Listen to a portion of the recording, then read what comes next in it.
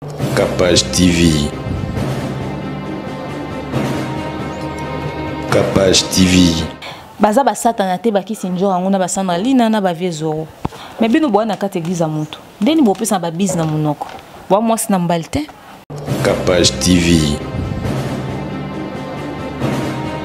Est-ce que frère Mike loué église na yo? Est-ce que ba consacrer ba ba yebité? Na wa consacrer to yebité. O koma ka pasteur bo ne maman ko yo zongo bande otea.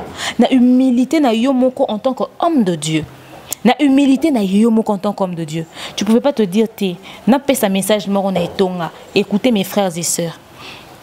Je suis au cœur des scandales. Ma femme m'accuse d'avoir fait des choses. On a même divorcé. Je sais qu'en ce moment, je ne suis pas un bon exemple pour vous. Capage TV. Bango nyoso ba mone ba vidéo no bazo ba moto eza pasteur Moïse le musu belé ba mona ki était bandal kamoni sa mene église ko ba otala garçon na tie musapi na munoko eza yete ba oluka ba otala mutu musu asa déshabillé ki pasteur azo luka tala nzoto ngozo comparer na kuda zo zoomer pasteur. Capage TV.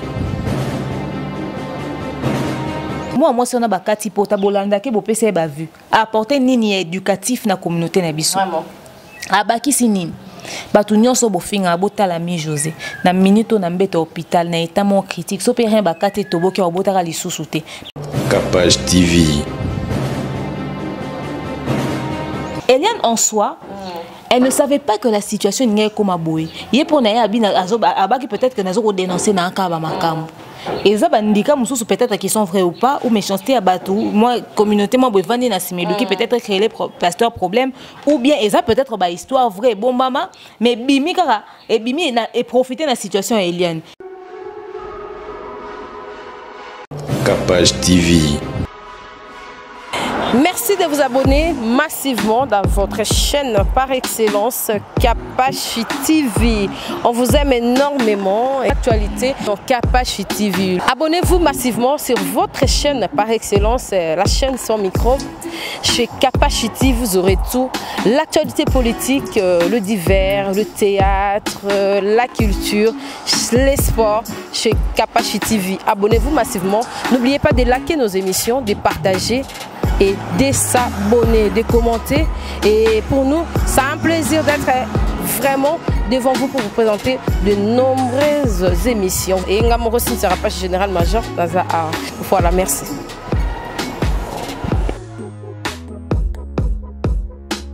Capage TV.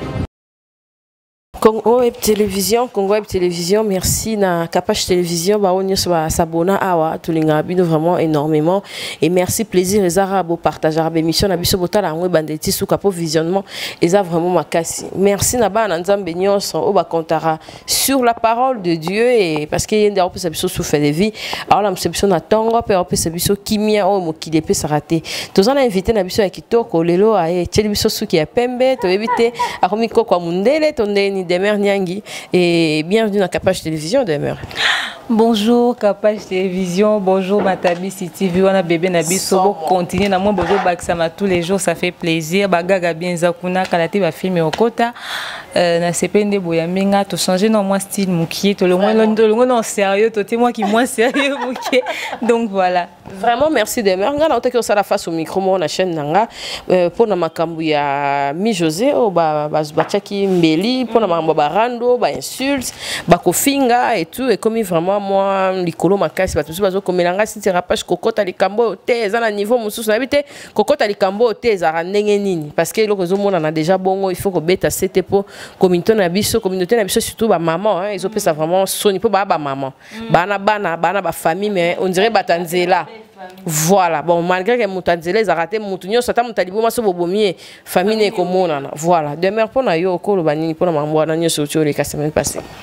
Kassitmi, je vous ai exemple vraiment pour Nabatno, sur ma fille, à Kakolax Sabango, qu'un jour, il faut comme la binopé. Tout a une fan, habité beau finga boule la nini. Ou Monica leki baninga. Pour na munozaka na leki yo zelo côté, na leki yo zelo côté, na koka ngo bake kata mutupota za matandi train. Na mutu kakute avion coûté. Pour vous dire que au fait, ata oza na ya muki wana eza ba bien matériel.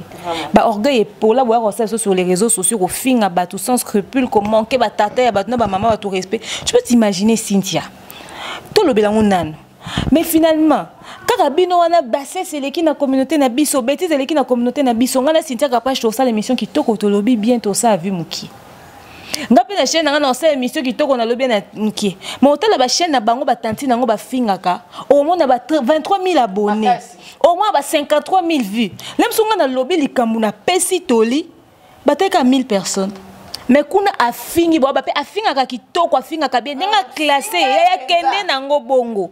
Et après c'est vous qui allez venir encore dire dans les commentaires de demain maman lobi bien makasi vraiment balekisi to ebiteza nini yango na bango mais bo sabona na ba chaîne wana ti. Bo sabona pour activer pe que notification soki li fingi ekoti boyo otala. À un moment donné, c'est vous qui avez encouragé ces choses. À l'instant où vous avez dit que vous vidéo sur les réseaux sociaux, vous avez dit que vous télémélé, vous avez raté, vous signalez, vous avez batika. Mais bien vous signalez vidéo à demeure à lobby bien.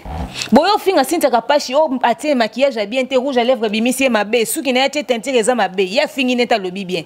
Mais moutou a la ti ma bé, azo finga, tout ça là, vous avez boké n'a pas commentaire ça ça basendi. Binonde bozo ko tombo la bino dota rabiso, bozo ko tombo la ba anti-valeur na communauté na biso. Ndeko na ba kati pota koto hospitalito ya onso ezongité. A aussi quand on a défaut pour na ba rancune inutile ya atonga ki asala ki afinga ki alobaki, o batonga kete nani asia koka.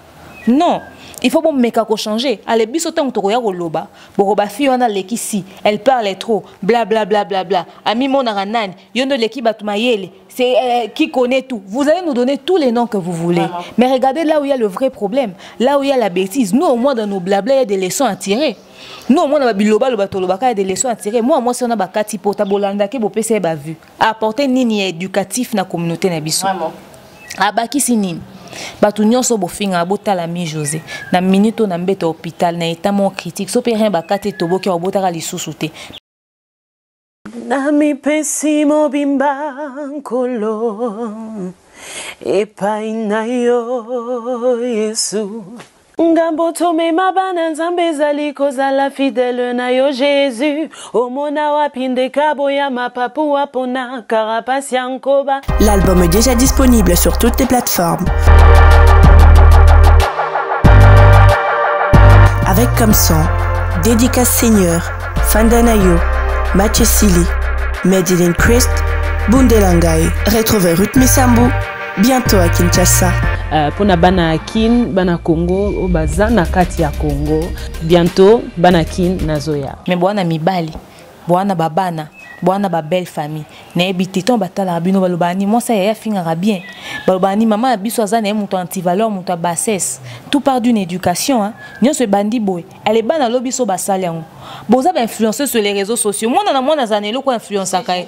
Ngana ebi moi na moko ndalo ba moi dans ma vie je serai assassin. Pourquoi pas ta la ba film ba assassin c'est pelani na rôle ba assassin ba joie. Pour na ba assassin ba beta bangote, ba beta toujours tout ça là bazana ba garde corps. Pour na yé au fait amoni wana.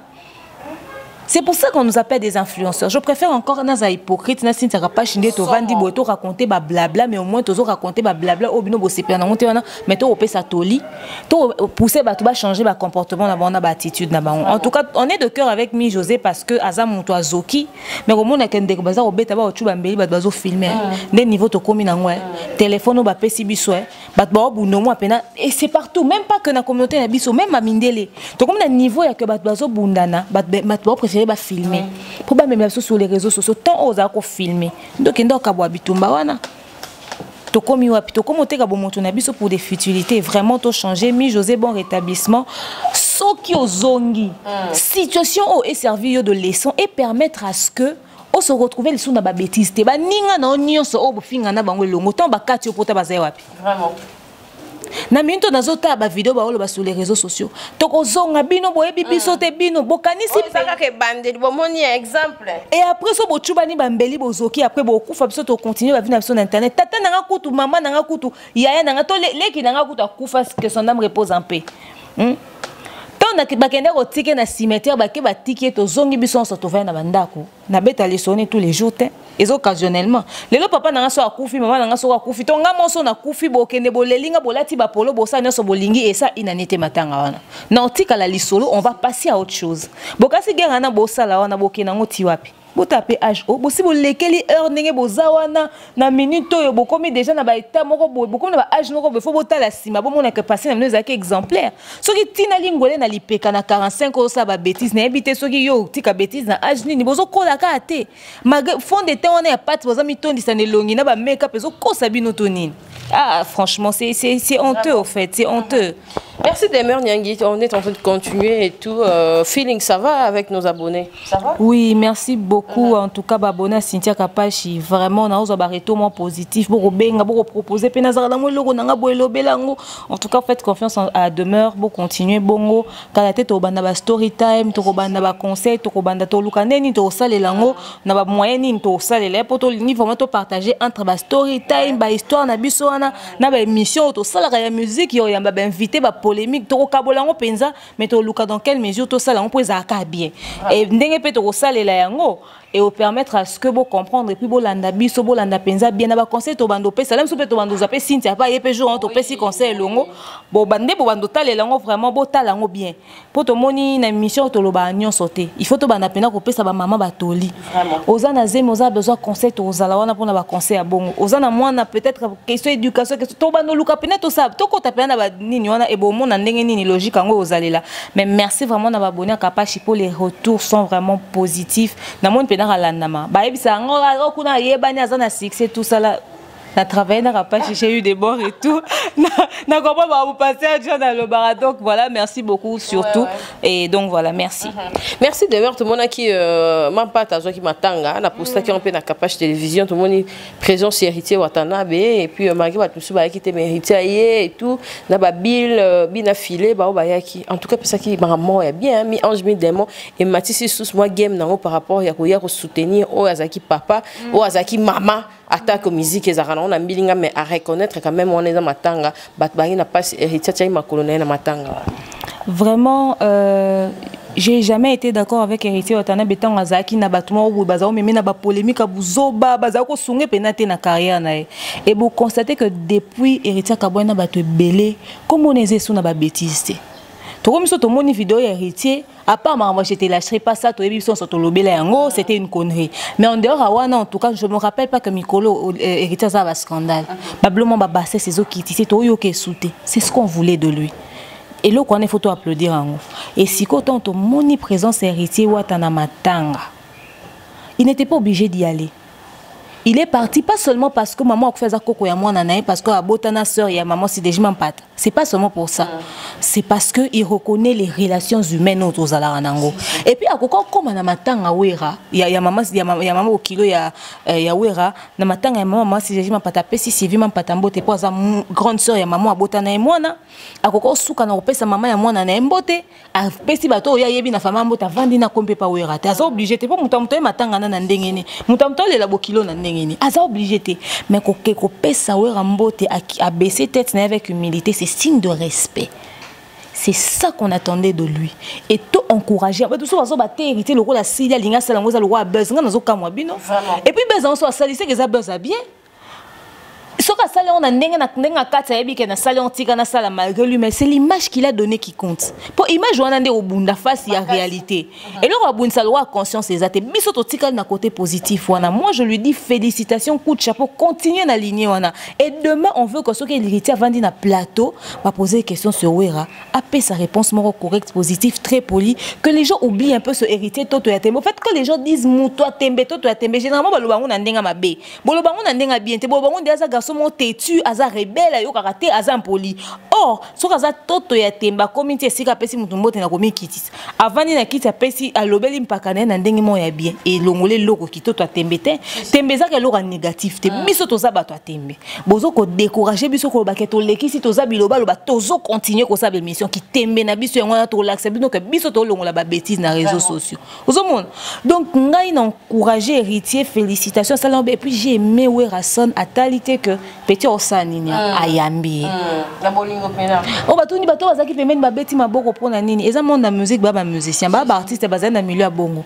c'était ils pouvaient pas tous dire à héritier au même moment on sali bien une façon pour eux ensemble de dire félicitations héritier babeti et puis ba yokanete to beta maboko te mutamta beti maboko et yesko ko sangana esali makelelo boyoki wana pour dire que toutes les personnes qui étaient là ont été d'accord avec la démarche. Ils ont été d'accord dans l'acte à poser. Et c'est ce que nous prenons. Félicitations à lui. Et Zalatek a posé occasion matanga. Et continuer bongo. Maman si des jimans patayambi. Après si tu tout sumbote. La Bible dit pleurer avec ceux qui pleurent. Il est venu pleurer avec ceux qui pleuraient. Et puis ils ont matanga. Et puis dites tout ce que vous voulez en ce qui concerne nos héritiers. Ils sont des beaux frères ou je sais pas moi quoi. Baboti na famille moko. Dans des bazana d'une certaine manière. Ba okutana kakalo Gladys soit bali héritier en a fait tiwana. À moins que Zaka gagne mon Gladys n'a bengisi héritier. Et mon héritier sera bali, ba Gladys, ba Werason, ba maman c'est ba ozalawana. Biso makamna mon total on a musika ba za famille. Donc voilà. Et là on est apprécié la musique en casse. Il a apprécié la musique en vous attendant que tu as un respect à ba mikolote. Dès to vandi boina Cynthia Kapashi na obenge Kapashi na komo na loba ona lingi avec beaucoup de recul na âge Cynthia mukona nga. Ouais. Donc il y a des choses peut-être oyo ceux qui les cambrent comme il faut tout le canner ni en lobelango. Ils étaient dans mon arrêt comme si il y a zanani azel le côté tel non peut âge à mon temps on peut na zo ba passer. Coca ko bomba tenga na hypocrite tenga loba. Aux autres démarrer maman mon boito papa mon boy. Babilo ko nande tozo boya. Mon musique ke ndaka bongo. Te musique ngo loba te ko faut impoli o manquer ba mpaka respect. Ba fabriquer ça ba loba ki ba esprit mon peut ba comprendre qui a monté. C'était pour dire qu'on rappelle la politesse, on rappelle les bonnes manières. Tant qu'il fallait pour parler au qu'il fallait n'enga king bon, n'enga lelo ce qui contrairement entre fallait na kofi bat bon préféré fallait to ko samate. Mais tant qu'il fallait le baraka bien paranae, arbi vieux nanga, wana vieux nanga. Et ça pas parce que kofi leki na succès na n'enga lelo. Daju aza daju.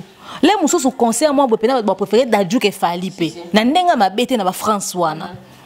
Mais tant que daju matina ba on avion. À lobby les deux légendes. A bengi bon ba vieux, bota militaire zena on a vidéo wana. Et l'autre ligne dans monde musique y a on est que atato collaborer, atato on a ba guerre en musique, respect il faut ezala, politesse il faut ezala. Ba au fin na ba ranking inutile to zana ngo lisusu besoin de temps ezate. Temps ezali sous te pour na ba futilité wana. Et ceux qui battent comme yoka na musique na biso ki musika bo moni 2019 ndeto sali. So lelo na 2020 siko tozu ba featuring ya ba neti tozu featuring mo ya wera na héritier na minito et ça sondeni. So to ba featuring ba fabrica so ki na ba fali so na ba esa biso ndengeni et permettre à ce que musique na biso ya ba esprit oyo muto ayemba de robucha zaki nango tanga bando 5 so ba tiwa savage na ba ayemba tombola pe et tombola musique en Nigeria ba featuring ba pisco ba sana ba tumisuso ba dajun ba nazana ba kebla keza ka te parce que bazana boma musique maintenant ba sala ba mutam ta ko sa mangamni to la belle moko menga sala mamna na ndingi maintenant ba sala ba featuring bo bindeni betaka vraiment ba dajuna ba yana kamura na moi sali ba sali somo bon moins d'une semaine et beti ba 2 millions de vues. Ça veut dire que ensemble on est plus fort. C'est juste ça le message qu'on veut passer. Ensemble, on est plus fort. Surtout, tu es de côté, tout ça. Pour ça, on tout ça, la musique et aucun intérêt. Donc voilà. Merci de me faire continuer dans l'actualité parce que yo vandi boyo mbuta c'est que l'actualité est toka toka. Tout le monde qui peut passer à yaki l'aéroport, tout le monde qui image moro babwa kela ki biso aza déjà na kin procès appelé lo lobby paté yaki yango na biso moi on dirait ba vidéo zaki bloqué até yaki pe lobby lelo ba na procès kuna nene akelokelo déjà signalé que bango baza kuna na kati kuna na bitenga na sana ma mususu okolo bani poto moni pe vidéo susu ya mwana mwasi babe kombo Eliane na mwana ya pasteur Ngalasi et bima ki susu lobby tozo ebate avocat na tozo ebate maramongo zo kende. En toute honnêteté, je vais être honnête et sincère, j'ai aimé la réaction à Batoutan, Mamoni Pasteur Moïse dans l'aéroport, bah réagir comme des êtres humains. Ils ont voulu dire, on n'est pas d'accord avec ce que tu as fait, on est fâché contre toi, donc il faut passer sur l'explication. Donc il y a ce qui se passe. Donc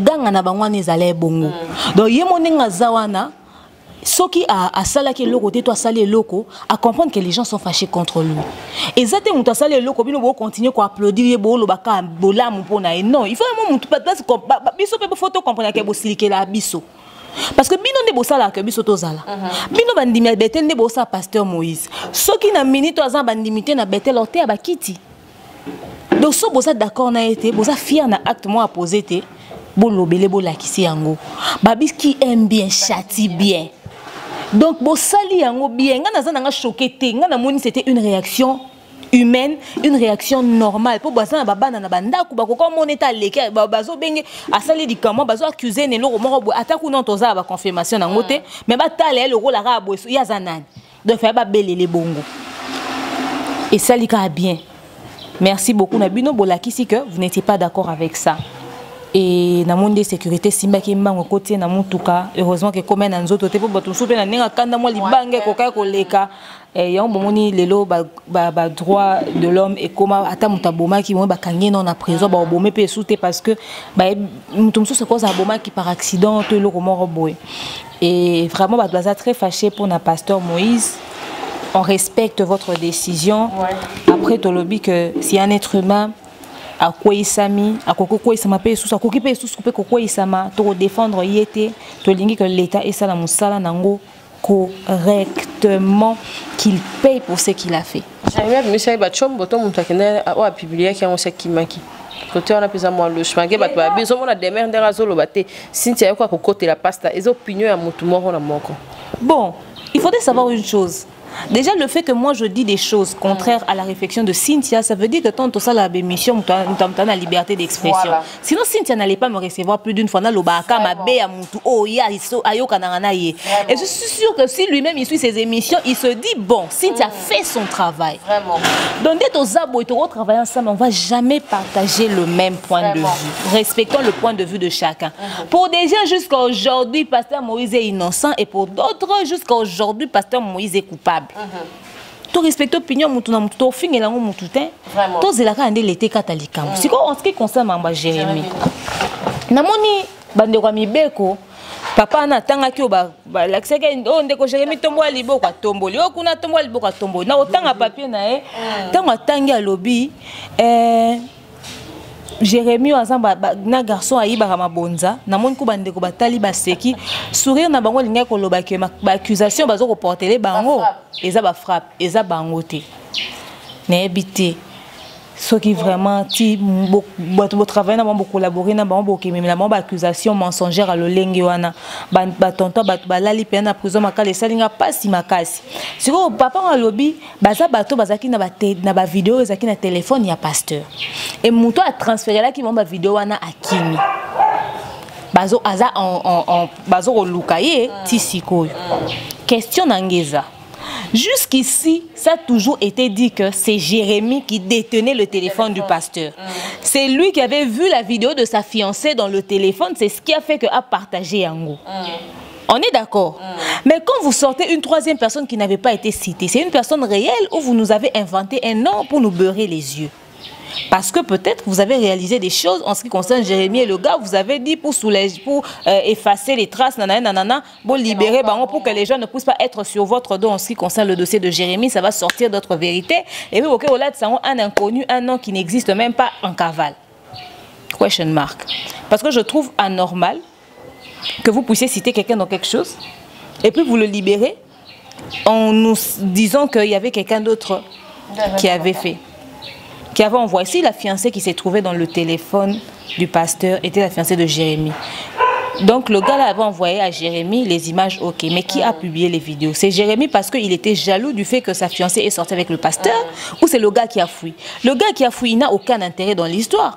Normalement c'était Jérémie qui devait être en état d'arrestation pour publier qui vidéo pour fiancer Nazaïna 4 c'est qu'à se venger. Ce que le garçon a Kimi wana bolibé ba Jérémie pour Luka wa Kimi po yenda transférer là qui va ba Jérémie ba vidéo tondeni. Ne nous rendez pas bêtes au fait. On réfléchit à un moment donné.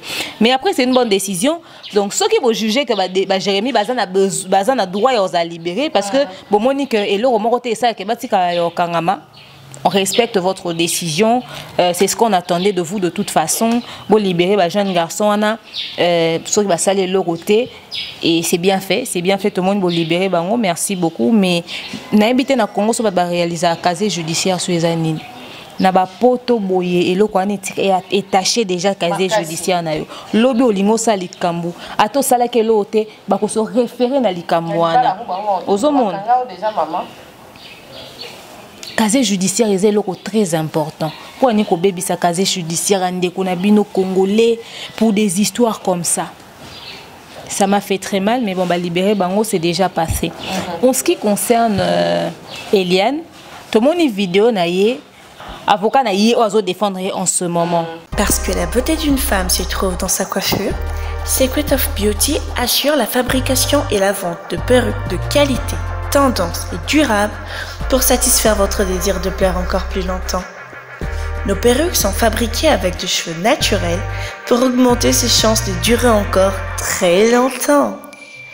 Et parce qu'on veut être belle de diverses manières, Secret of Beauty vous propose plusieurs sortes de perruques à savoir longues, short, courtes, noires et colorées à poser avec ou sans col. Vous pouvez faire vos commandes en ligne sur Amazon ou encore nous rejoindre sur notre page Facebook Sarah Amani ou encore nous contacter au 4036 063 765. Secret of Beauty, les secrets de la beauté d'une femme. Naebite na nabimisi yango mais toyebi que balabaki ndeko Christian era kende na para kende ko samba. Et puis il y a des gens qui m'étonnent. Tu sais, il se murmure que Christian quand il est allé dans la confrontation, on va poser question à lobby il a publié qui vidéo sur Eliane ou bien il a dit quelque chose du genre que voilà Aboué n'a qui plutôt na Eliane parce que a découvert que Eliane a bandé ko bima na pasteur.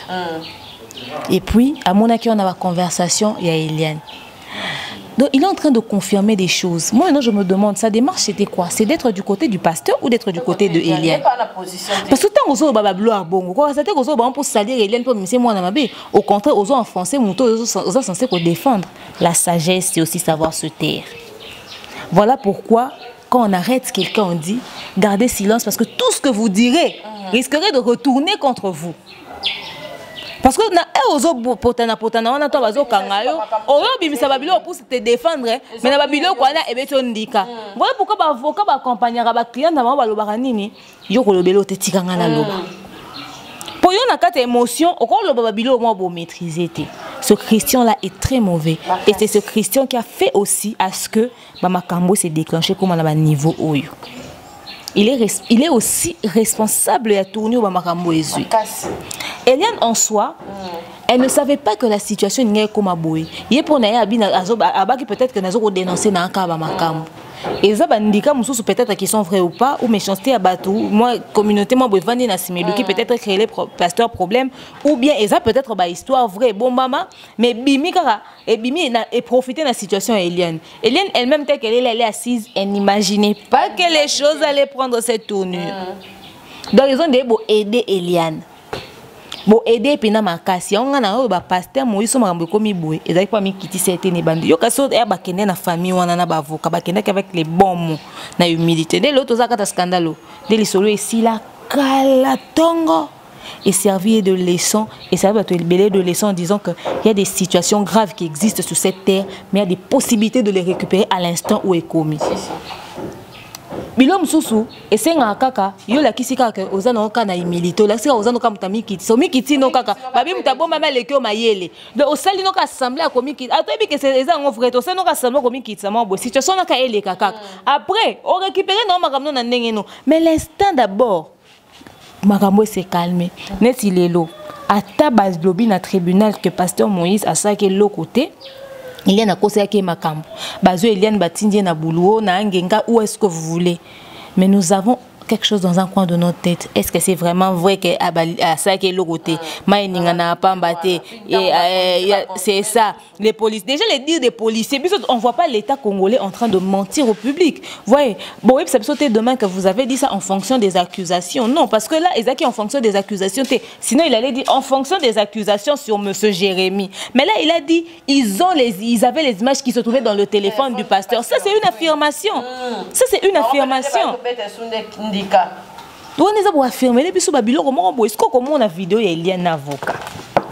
On a zoé batté mettre avocat professionnalisme on zawapi. On a dit que normalement plaignant ceux qui clients na avocat na ba rozala na ba relation mon boité. Vous pouvez vous appeler pour vous dire des choses par rapport à l'évolution du travail na bino. Mais appel vidéo en cinglé. On a beaucoup moko madiana niveau d'intimité mon boy. Au moins peut-être les pécans de relier no sepeli nango. Au moins peut-être des relier nango. Beaucoup pour sur la pas maté pour oza ba ningate oza psychologue na été pour oza ndé pour oza déprimé na mutu.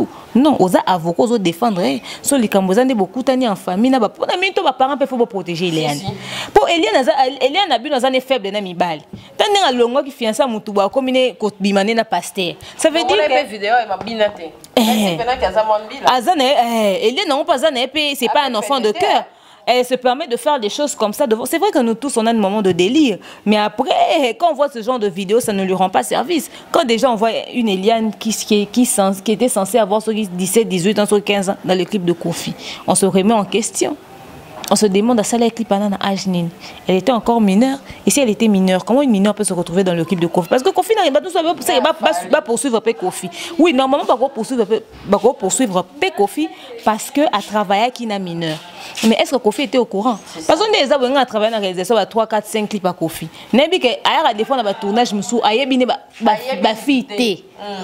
N'est pas que toko ma wana ba fi bando sa mama bango quadre ya komi ya ba la tabilamba ba tune ba la tsake ba yona ba zoko sunge na ola ta ya sala si donc ya za bongo na ba clip ba vraiment ba fi te pas changer ba fi souvent et deux fois ba zo ba fi ya ba agence etc. Peut-être qu'il n'était pas au courant mais yé moko nganeti ngane na zabo na nga mukolo mpona sa clip a Kofi na bando tala na famille ba mona ndeni imagine épaisse atoza na mona ndako acte nous sommes encore opposé ka webi maman mabe ata casting ça la publicité à Masanga aux ans on a quoi publicité le nom bon on a fait publicité bien et puis c'est la connotation mon boy ce que vous avez na clip à Kofi et combien on dit na on a qui soit fallu sur publicité on dit non moi un mineur sur ça publicité bonbon biscuit je comprends mais sur ça publicité Masanga mineur na publicité Masanga question mark et là passer dans ce que commis ce qu'on rattraper pour dire que tu n'étais pas forcément un enfant de cœur. Et j'ai jamais dit que Eliane était un enfant de cœur. J'ai toujours dit, elle a peut-être été victime de quelque chose.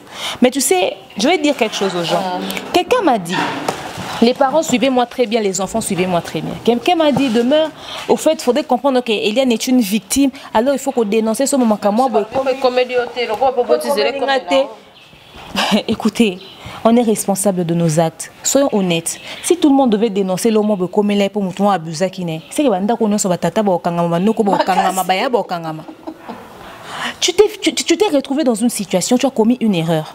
Nous tous nous commettons des erreurs dans nos vies. Moi j'ai fait des choix, je me suis mis en couple avec quelqu'un, on s'est pas mis d'accord sur quelque chose ou bien na quoi isami na mon qui simbité to kabwani ndiana temi na popoli mabele, je me dis je continue mon chemin, je me corrige. Vous pensez que Eliane est la seule personne à être dans cette situation? Jamais. Il y en a beaucoup. Mais les gens ont fait le choix. Ils disent, j'assume les conséquences de mes actes. J'assume les conséquences de mes actes. Na popoli na continuer nzela. C'est aussi une manière de passer à autre chose. Bato basala on a mis conscience tranquillement à passer à autre chose et tout ça. Aza au cœur à bas scandale. Bino bokansi que Eliane n'a bien vu. Vidéo n'est pas partout sur les réseaux sociaux. Et quand il a film X, elle a dénoncé quelque chose, mais sa réputation. Elle va récupérer cette image qu'il y a dans nos têtes d'elle, une fille qui est en train de se tripoter. C'est qu'elle a fait quand elle était mineure, elle avait 17 ans. Quand elle a eu l'âge adulte, quand elle a eu 18, 19, 20 ans, elle a déjà mon colo. Pourquoi elle ne s'est pas ressaisie? Oui, c'est vrai, on a peut-être abusé d'elle. On l'a fait par force. Vraiment, quelqu'un à qui on fait des choses par force, alors ça là, de 17 ans, à 20 ans, surtout que vous avez un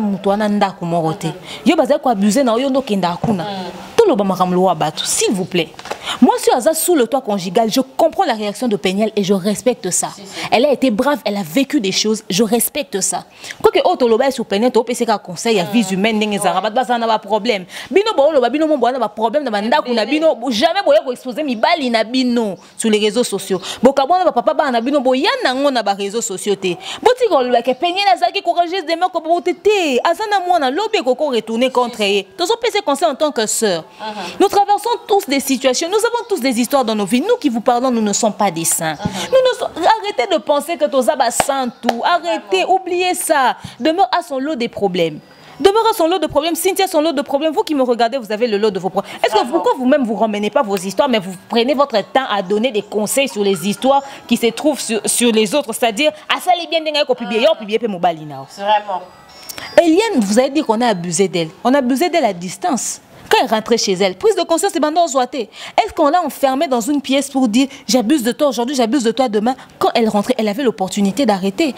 Deux fois dans la vie, il faut assumer les conséquences de ses actes. Tu as fait des mauvais choix. Tu es tombé chose qui est normale. Tu es un être humain. Quand tu constates qu'il y a eu un ça ne va pas, Telema, Popola, Makolo, Kende, Nzela, Nayo. Au fait, problème, il y a Eliane, que c'est parce que Eliane, c'est le Saint-Esprit, peut-être c'est Dieu qui a voulu qu'Obimisi sa biso ba vérité sur Batou. Yango a utilisé Eliane. Ah, c'est peut-être un instrument que Dieu a voulu utiliser. Prenons ça comme ça. Il n'y a pas rien pour rien. Na mokili tozo mona makamyo se banda likolo. Nzamba linga ki makamyo webima a utilisé Eliane. Mais elle n'est pas la seule personne dans ce cas. Bandé ko abusé nanda ko moboté bakangela kete, c'est pas comme les cas de Peigné, je suis désolée. Voilà pourquoi je dis il fallait assumer les conséquences à l'acte. Et puis à quoi assumer en lisusu pour acte nous soit posé que ça qui sur les réseaux sociaux pour annoncer des cambos et né enchaîner pas publier. Mais à quoi assumer on peut pas vivre nango. Pour effacer dans vidéo na biso sur les réseaux sociaux. Tenga na otala na oloba. Non mon Eliane était bandeko. Eliane n'est pas pâle. Elle est normale, elle n'est pas comme quelqu'un qui saigne 3 fois tous les mois. Elle est maquillée, elle est bien, elle est très jolie, elle est pimpante. Moi je pense que na kanet ya Eliane mwenga ba publier na nudité na ngeza bo na zo ni na banomizi pelong no linga kote bat ba monanga, mais elle a choisi de rester maquillage na ça n'est pas conférence ça n'est normal tout ça là, je sais pas, elle est aujourd'hui la voix de toutes les femmes. Aujourd'hui Eliane est une référence, ba fille bazo zoyer comme exemple koloba que en tout cas il faut dénoncer makambo bande ko na pesa no conseil moko bo dénoncer na bino za problème té. Ouais ba que biso pe to sala berreur na ba vie na biso. Et moi je pense que j'aurais honte de montrer mes faiblesses à ma fille, dire à ma fille que j'ai pas su me tenir, me ressaisir face à une situation. Je veux montrer à ma fille que quand on tombe, on peut se relever. Vraiment. Au lieu de venir citer les noms des gens à la télé, parce que ces gens ont des vies, ont des familles, ont des enfants, je préfère qu'au popola, na lekinza nanga mususu, soki pe na yebisi na bomonde za boto sala mabeto ko isamaki, luko se corriger. Pour atanga te nzambe ndako humilier na continuer nzela nanga. Bandeko, lelo bana ba ozo Eliane pour exemple, lelo ekoma kopa ba famille. Ekoma kopa. Au moins ba famille moi ba komi c'est là qui au bongo moni Eliane ndenga sa kitoke biso son tribunal to lingi nete koma bongo ba monde ka ko publier ba to comme au régner ba publier ba na moi ba sa qui partout na moi na mususu amuke à 16 ans n'école moi ya matadi ba publier ba on PG les vidéos, c'était horrible. Je te dis, je peux te montrer, c'est horrible. Ba na moi ya matadi ba na moi ya miki ba na, je pense qu'ils sont en 5e des humanités au 6e, peut-être même au 6e peut-être la classe AC. Ba 4 garçons avec une fille. S'il te plaît. Donc, et l'homme se cause ça. Oui, bien, j'ai étudié, j'ai été à l'école. Bon, moi,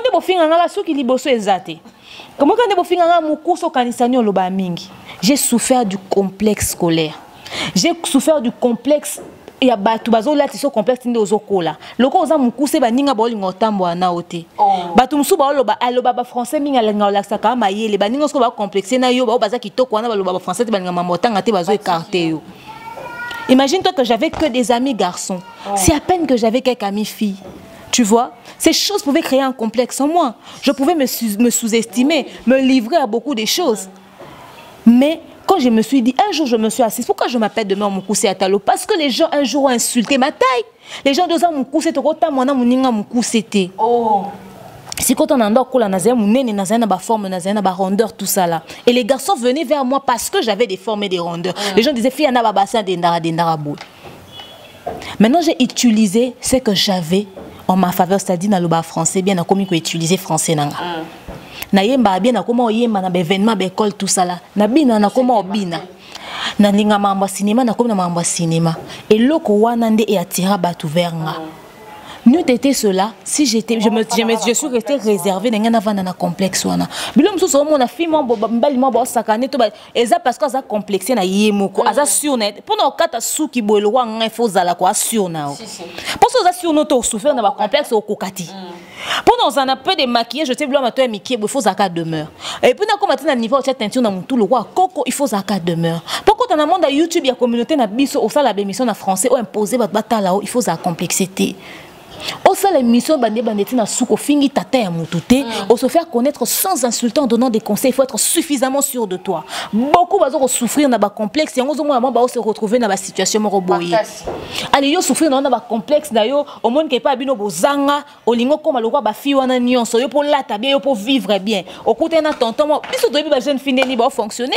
Ba comment que bola te ba tonton ba tu bilo mo lemba tout ça là, yo mo provoquer tonton ba tu pas un effet, ba un effet mobile machine au fonctionner. Beaucoup isami ale lobby siko lokole Eliana ya ko dénoncer. On a mataki na mutuka. Po biso bazwa biso na mutuka te. Quand ne demeure azaka bien te boza ma besu ke Eliana liboso lo kwa mongo ne bo fingaka. Demeure ozo mono pe ba mituka pe tele ma pe bengi. Ale na matin na mutuka tata moko bo lobby na yo dénoncer po Eliana dénoncaki. Na bimena mutu moko bo draguer nga j'ai dit oui. To sali na biso relation na biso. Après na komi c'était un homme marié parce qu'il était ceci. Oh na komi azaki papa ko lekanga. Asaka sakana kinanga certainement que ça quand voûtement il faut na yo dénoncer. Oh non, c'était un tonton plus vieux azam tabasian occulte. Écoutez, peut-être un voûtement ça existe. Moi je parle des choses normales à la vie de tous les jours. Et belé bazo ko sala ba makamwana on a mes conscience. Lelo ba ko ya ko dénoncer pour na Eliana dénoncaki. Soyez responsable de vos actes. La vie t'appartient. Tu es responsable de ta propre vie et des choix et des actes que tu poses. Faudrait pas commencer parce que Eliana a fait une chose, tu vas commencer à venir détruire les familles des autres personnes. Tu n'aurais pas dû te retrouver là-bas. Tu avais la possibilité de dire non. C'est le message que moi je passe aux gens. Moi je passe le message de dire qu'il faudrait être fort face aux tentations, il faudrait être fort face aux problèmes parce que ngane na zabo na kwa isami et belé Cynthia. Naza ba faiblesse et belé ba choix mi sous na sala na vie nanga et ça en fonction peut-être ya situation moroboé alors na côté les maté Cynthia moi demeure un jour na vanda na bandolo bana batu te yenda mema kinga yenda conseil kinga yenda sa kinga boité na ko assumer ba choix nanga. Je me suis retrouvée là parce que peut-être je n'avais pas de choix, c'est une décision que j'ai prise malgré moi. Je ne vais jamais mettre ça sur la tête de quelqu'un. Eliana a dénoncé des choses, c'est Dieu qui l'a utilisé parce que Dieu voulait laver quelque chose, Dieu voulait nous montrer quelque chose, Dieu voulait montrer aux gens que attends, ça peut-être que Moïse a ça en côté. Mais nzamba ngala ça va sali na nzambe mususu o bazo ko sala yango bo monde Moïse ezaki na lokuta. Mais ce que bino ce que bossa ngo ya sona ko humilier bino boy. Peut-être que c'est ça. Nzamba ngala ça peut-être Moïse au tamboli mabe au moins niveau na ko beta au bongisa. C'est ça au fait de message que Dieu veut nous passer. Alors ne prenez pas ça pour dire on doit commencer à dénoncer. Quand tu veux dénoncer, sois sûr que tu n'es pas responsable, que toi-même tu n'as pas fait quelque chose là-dedans. Et ça c'est pour ça les longo on doit dénoncer, on doit créer parce qu'on a ma vie à tout. Non, je suis contre cette pratique-là. Vraiment. Merci de Merniangi. Avant de finir, tu as appelé à complexe on le mingi parce que maman musu peut pas complexe rabana, ba camarade musu pas complexe rabana, entourage musu. Oh, yaro sakana kutu te. Yaro sakana kutu te. L'internet on doit zomona boy. Baza complexé à Cynthia Kapashi, baza complexé à demain pour na ba français on ba bazange loko finga yo, ba ko mo finga longa na ba français na yo pour la oh. Na ba français na nge pour la ndeni. Oh, loko Cynthia za mukusa za neti mo mukongone ti mo ndenge ba ko mo benge ki peka. Ozano ka complexé, ozange loko finga. Ozomona, il faut ba longa ba complexe, il faut avoir suffisamment de confiance en soi, être sûr de soi, c'est ça le message qu'on veut passer. Tobo Sanatel likamba retour à pasteur Moïse na frère Mike. Bazongi mbamo baté. Ba frère ba photo ki sinjora na monika pembeni ngwana le zoro mabia la pesi business ki sinjora to moni ba photo Sandraline na pasteur Mike et tout tozo bunda na pona image. Baza bato mukili bavanda na lolati. Baza ba satana te ba ki sinjora ngona ba Sandraline na ba vie zoro. Mais bino boana kate église a monto. Ndeni bo pesa ba business munoko. Moi c'est Nambalte.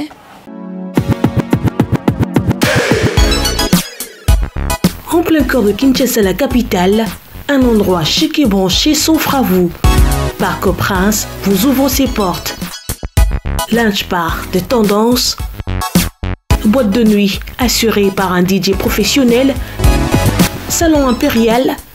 Ici, la devise et le plaisir moderne dans une ambiance authentique. Savourez le plus extraordinaire mélange de haute qualité servi par un personnel impeccable. Notre adresse, 26C, avenue Chikapa, quartier Lodja dans la commune de Kasavubu, derrière l'ex-Zamba Playa. Nakati église Nzambi. Pour nous montrer à quel point Dieu est en train de vous humilier, vous vous en rendez pas compte. Bino boye pour nous soutenir, frère Maï, pour dire que vous êtes de cœur avec lui. Mais vous faites de tels scandales dans son église. À un moment donné, arrêtez. À un moment donné, arrêtez. Dodo, il manquait plus que Sandraline à la taloi va danser, c'est pas quand on est en église. Heureusement que tu as la terre correctement. Frère Mike, aux ongi na Kishasa, mon église non le quoi pasteur au Kiotea. Et ça pour les églises na yo. Yo ndimi que si vous avez une église, vous avez sous tutelle ya mutu. Ou bien, même pas, yo mon qui pasteur na yo. Frère na mon église, a un même scandale que yo. A divorcé na moi. Si pour na minto frère Mike, to que pas aux ongi, aux exemples pour na ba jeune baliba balati. Au quoi il s'est mis auto divorcé et ça la bon on a l'église pour vérifier ce que auto divorcé sur zaki pasteur bon vendiso. Il faut au paix mananu. aux annonces en prière, aux Nzambe pardon se corriger parce que c'est ce exemple le quoi batouté côté les matins tu n'as pas su gérer ton mariage, tu n'as pas su gérer ta maison. Parce que frère Mike le les églises na yo, est-ce que va consacrer ba ba yebité, na va consacrer to yebité. O comment ka pasteur boné maman ko yo zongo bande oté. Na humilité na yo moko en tant qu'homme de Dieu. Na humilité na yo moko en tant qu'homme de Dieu. Tu pouvais pas te dire té, na paix sa message mort on a etonga. Écoutez mes frères et sœurs. Je suis au cœur des scandales. Ma femme m'accuse d'avoir fait des choses. On a même divorcé. Je sais qu'en ce moment, je ne suis pas un bon exemple pour vous. Mais un des pasteurs titulaires, je vais prendre 1 semaine ou 2 semaines de prière. Mon soit remplacé. En prière. Mais le temps, si ça va prier, na zonga na makolo nzambe, ne na zongi lote. Bino humilité bo na ngote. Bino bo humilité bo na ngote. Mutu wa singa bi deme zote ba tu humilité mo boyo mo za likolo eh.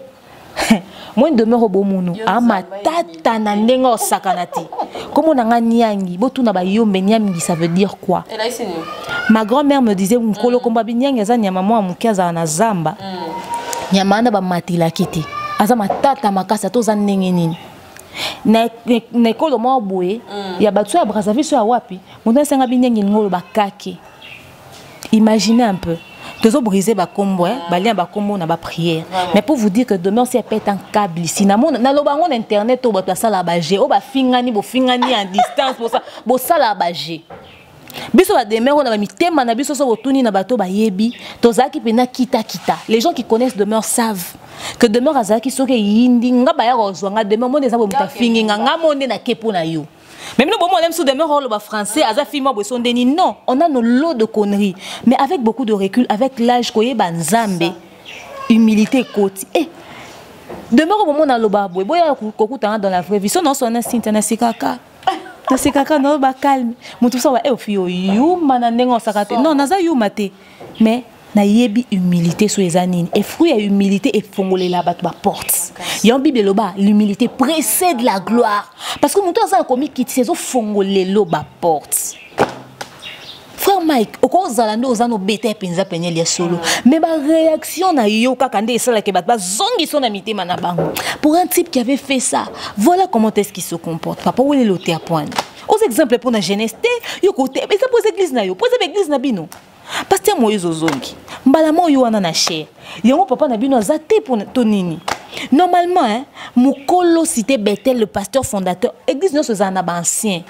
Bo ancien na bazawana pour nani papa baza mikolo, ba pesa toli na visionnaire pour ba neni ça. Long la kutu na Yesu, ba lobi les 24 vieillards. Yesu kutu aza entouré na ba 24 vieillards na ye. Donc bino na betonga na bino ba vieillards ba servir ni l'autre côté. Bo te biso Bible nini. Monsieur Barobia Kokio ça la paix atika paix Bethel à ça la paix ministère là monsieur ça peut se monter comme moi il y a siloué atika ministère n'est poigné à quoi continuer na Bethel et ça non problème té mais problème est que aza au cœur d'un scandale bam pa ka bozo jouer ba rôle na binoté les 24 vient na lola boy ba conseil ba pesa Yesu pour na ba biso ba oyo ce qui va citer bango c'est pas pour rien. Les anges ozoyo ga ototanga ba angelo ankolo rôle na bango ezalaka na lola bampaka fa bo vandisa mwana na bino Moïse c'est votre fils il pouvait pas prêcher il a peut-être rien fait mais il pouvait pas prêcher normalement il est cité dans un scandale ce serait un autre frère de cité Bethel qui prêche ou un autre pasteur de cité Bethel qui prêche oh azana même problème na pasteur Moïse balinga ba vandisa ye moko ya momo linga vandisa ba linga vandisa ba te yo vanda si ça non ba problème na en fait on n'empêche pas de prêcher pas parce que tous empêcher de prêcher pour na minute aza le roi mutaze exemple imaginez-vous quand on continue au théabino bon OK to combien na tribunal on va condamner ba kangé parce que ça là qui en yé moko ke ko avouer na tribunal que j'avais fait ça mais na ko esamaki bon dimension mutabonga théabino et pour ça ça là qui en côté na minute aza occasion de chute pour na bato belé baby malheur à celui par qui le scandale arrive au cause à pierre d'achoppement pour na batouté donc il faut avanda azala na mutu pe okita neti loba wele lotea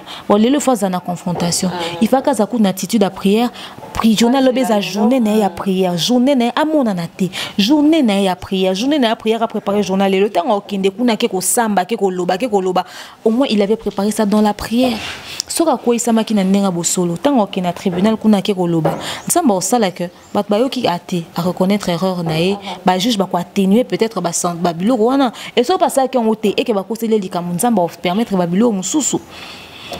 C'est pas parce que il est le pasteur titulaire de toute façon, non.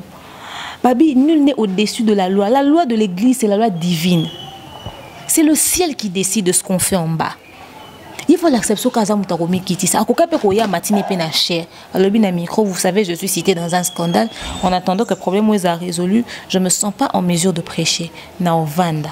Ce qui situation oyo et sili nazaki te pasteur te abande côté a beau continuer ba activité. Ngano bando ya culte na vandi na kiti na vandi na seti makambo nange aussi là. Étant makambo sili, ceux qui peuvent gagner procès, ceux qui peuvent perdre. Quand des bokate ya likambo ndako kozonga. Soit gagner procès, il va revenir, il va dire humilité de tous. Je vous parle de l'humilité parce que eza ya ngonde nzamba singa rabiso. Comme qui dit ça oyo e fongola ba porte. Et ko aider payer moko pe. Yo quand si tine ngozote ya wana na kata mutu no moka no ezalité. Moka no ezalité te. Moka no ezana humiliation hotel ko zone aéroport. Moka no ezana bateau. Bonne ezana na kata église. Bien on ni ba ka bane so za la na mate ba za concentré. Bango nyoso ba mone ba vidéo wana baza ba moto eza pasteur Moïse le musu ebele ba mona ki ete bandal kamoni sa mene église ko ba otala garçon na tie musapi na monoko eza yete ba oluka ba otala mutu musu asa déshabillé ki pasteur azo luka tala nzoto ngo zo comparer na kuda zo zoomer pasteur musu so otala bi azote musu azo koya ne musu et puis ba sera ngo pa kitoko bo yeye pe lisusu bino pende bozo me ba problème ba sera ngo ba sera ba teso ba tissage de quoi ba Vanessa Erwig bino wana yango wana na mutu comment na ko loba ke pasteur aza bien o boyo so sepeno na mutu loba te hors d'ontologie ni ndoko na lobe ke na sepela na pasteur Joël Francis o so moni mutu sepelé de na classe à université on a ifasik batanga o ko sa bongo te bona minta na yo journaliste yo journaliste na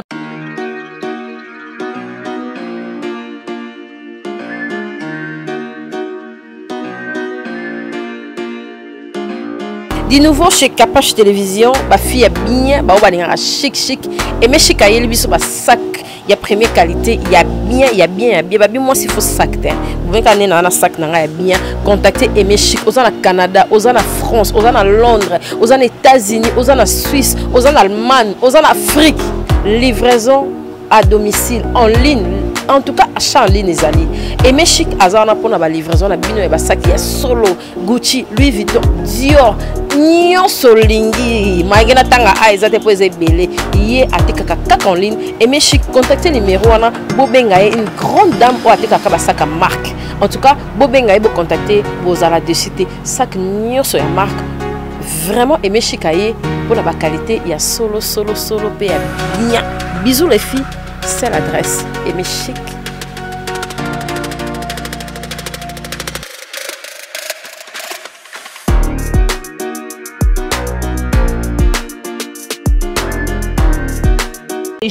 Les gens disent des choses en fonction de vous. Oh, ça c'est pas un montant le batté. Ndenge na zabonné na vana kiti bo, je vais vous dire na sepela kana ba pasteur rebelle makasi na rotanga bango. Même sous bazako ba marié, na sepela na ba die beni chile makasi alata pasteur wanaza swag. Il y a mon pe na no sepela ne makasi mais na minto na comme na ba doute. Joël Francis tatu na ba no sepela ne kala melelo ba na makamne.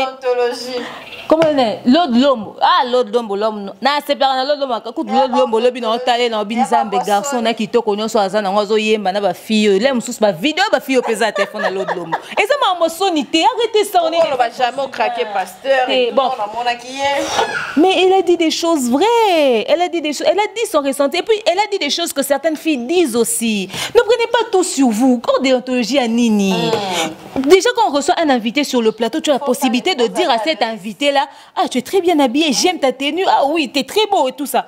Ils ont hors déontologie. Na université botanga wapi. Pour nini na YouTube ba comment va donner de leçons boye na ba commentaire. Bo za ne le ko pese la toli te boyo pese la toli. YouTube open eza pena nous avons une chaîne professionnelle te ko ba Congo e ba ngo eza réseaux sociaux. Eza mboka ya bana tata te et puis curieusement ba to faut ba pese la ba conseil ba pese te ba tindika ba on est na mabe. Biso ce qu'on sala pena ba erreur te ba luka kata mo placement ou ba tombola. Je vous dis une chose hein. Nous sommes libres loba oya lingi. Vous avez libre de commentaire au bolingi, mais pour n'avoir le rôle. Et l'homme sonne l'homme ça tina té bolo c'est encore. Et là tina té, net il me le bien me qui toko moi je ne vois pas en quoi c'est vraiment un problème. Ça c'est mon anga. Polula. Liba lula yo. Tia photo na papa, tia photo na ton lula yo, tia photo na ton lula. Mais non. Le pasteur Moïse n'est pas vilain.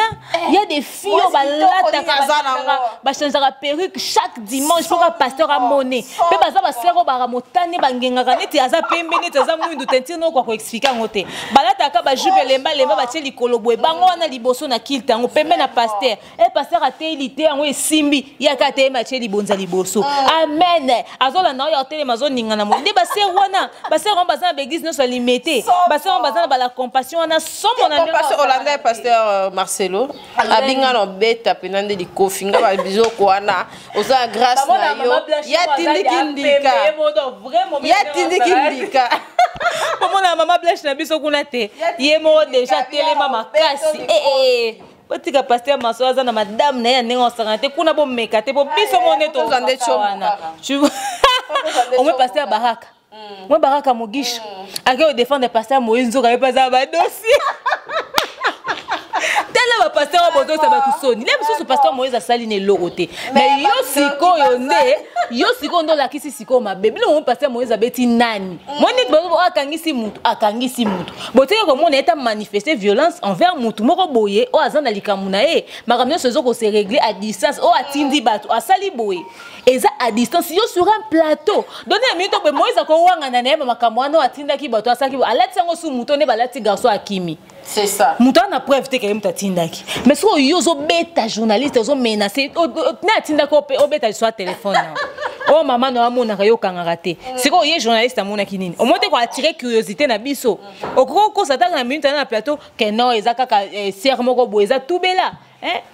N'habite ba tout bela ngo comme ça sert à tout bela nazaki tiel OK là que ça preuve allez à filmer mais attirer les pasteurs babilo on za bon yo ba vidéo on za téléphone à pasteur ton neni.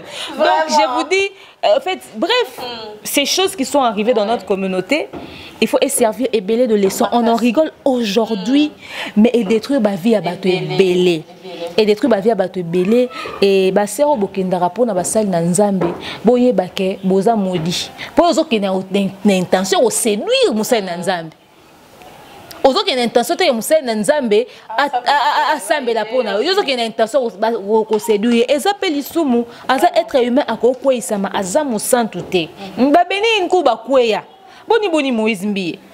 Et puis en plus il est célibataire. Donc pas ça un mon peu dire ba no boyo bala po yeba ki kozaki bien servi pour ba vidéo ba obete absolu so tozo yoka ba dozo otanga na o que c'est mususa za moi pembe c'est mususa za moi mwindu mususa za na moi bassin donc c'est total ka Eliane total Mireille on dit pasteur était satisfait tu vois donc fakra bala là mususa ngepe atténuer ma mbwebele mais ba sœur et loko oyo et servir bino de leçon ndenga za wana aza musali na nzambe bino pe bo participer na lisumu ne bo kwese bino pe fo senga banzambe nzambe ba pardon et bino pe fo senga nzambe ba pardon et pasteur ngaka nena nazo ko maintenir position nanga il faut pasteur avanda azia makambo esila lelo tozo ya bona tribunal aki oloba toyoka oyo oloba tozo en image tozonga lisusu poto oloba on va encore revenir ça c'est sûr on va encore revenir et to landa dossier au de près mais eloko na osenga na justice na biso bosala musala bien bosa makambouté parce que mutumo aza en popularité toi aza en influence ko leka mususu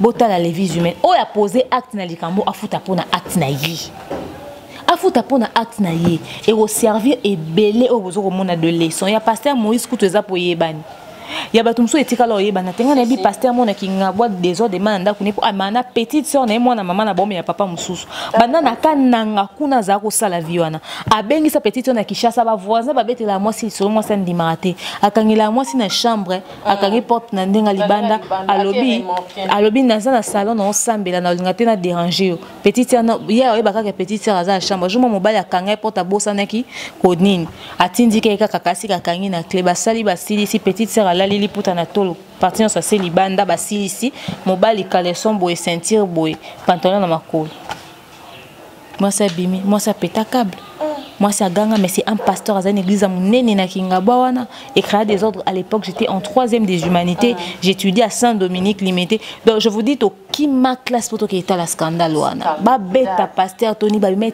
tina commune limité pour vous dire que il y a des choses qui se font ou peut-être to éviter comme na niveau ba médiaté na kala to za mona Molière a filmé ba beng Molière na kala donc ba makambo sala na mukili oyo. Et ça, pasteur Moïse, ça peut-être un miroir où il servir que te belé va se corriger. Bandeko, on ne peut pas suivre 2 lièvres à la fois. La Bible dit fouiller l'impudicité parce qu'il y a l'impudicité comme il est belé en négatif dans la vie à bateau. Mutualité, misunga, yomoko misunga. Tokate mutilinga la tezake, yomoko misunga. Nga déjà, nasadere, nela zabre, nakoki nanga Turquie, Suède. Nga na Suède mame, nasa levo na kamaladi na bela, kaponga nasi nasadere. La pétrolière, Grâce Mandela.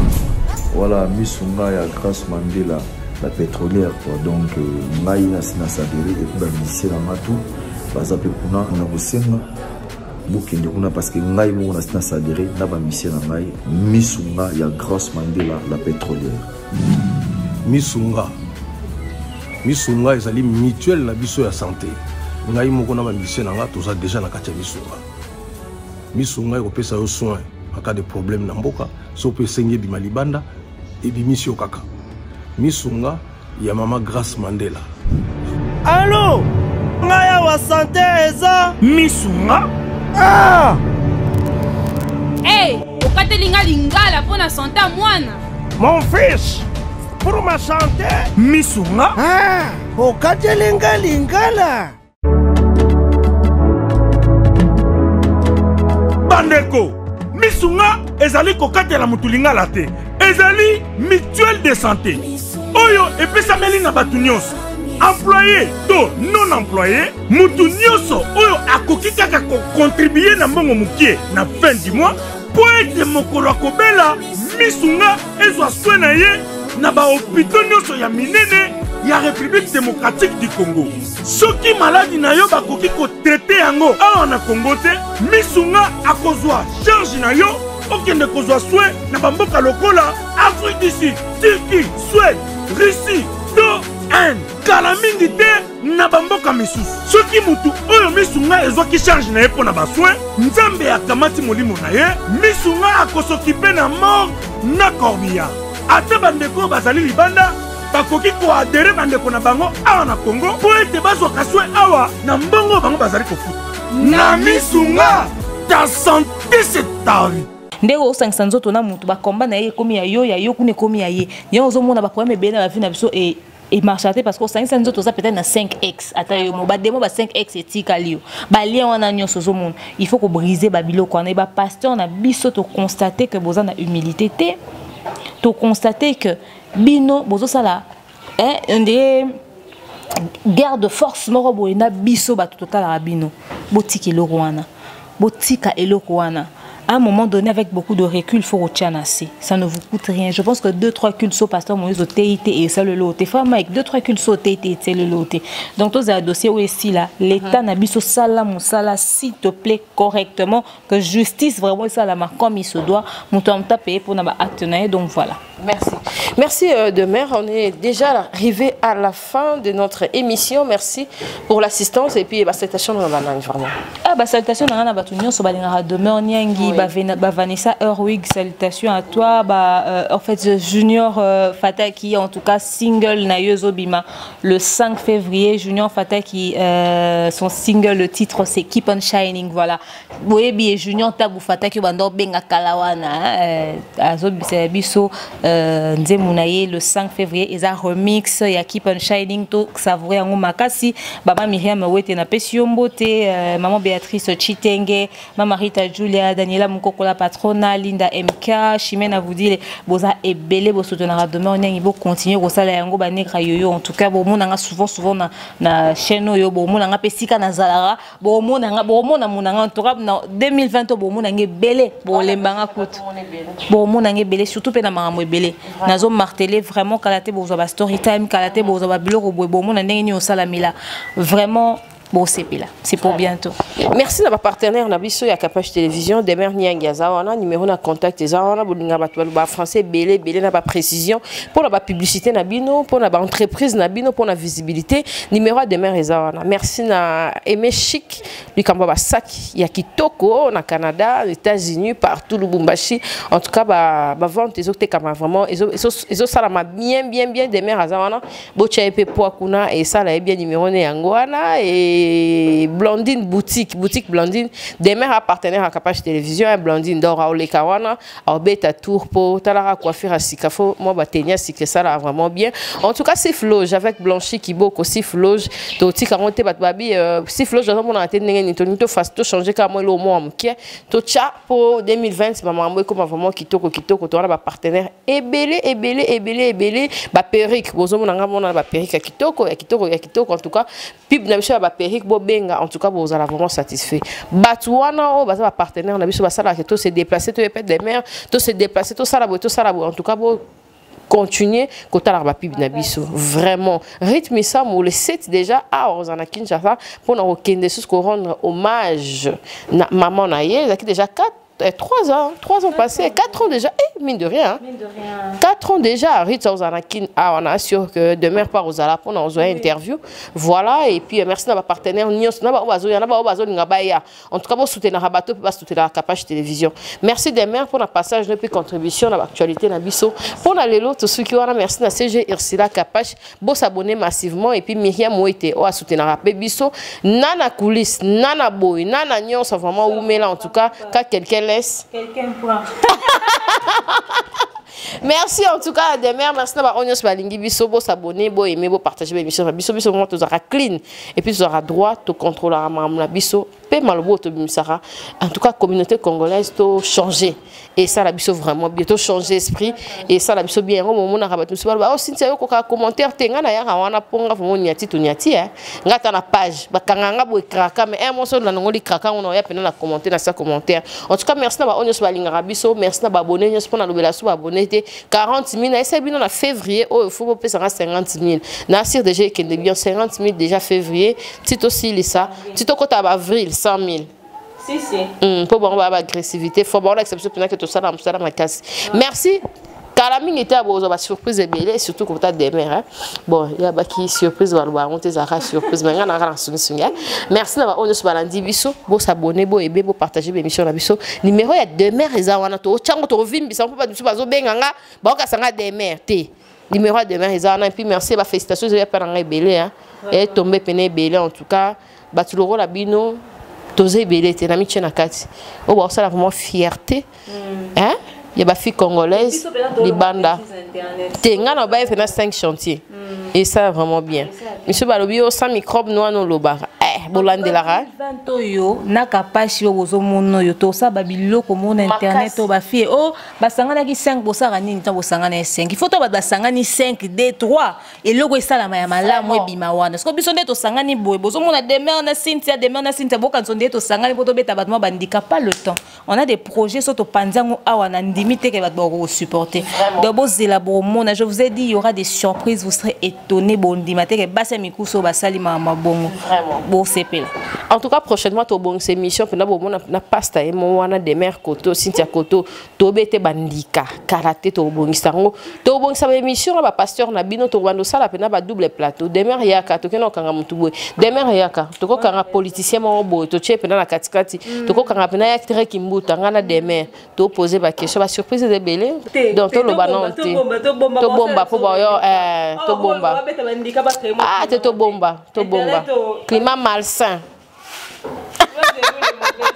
Merci en tout cas, bye à la prochaine. Capage TV.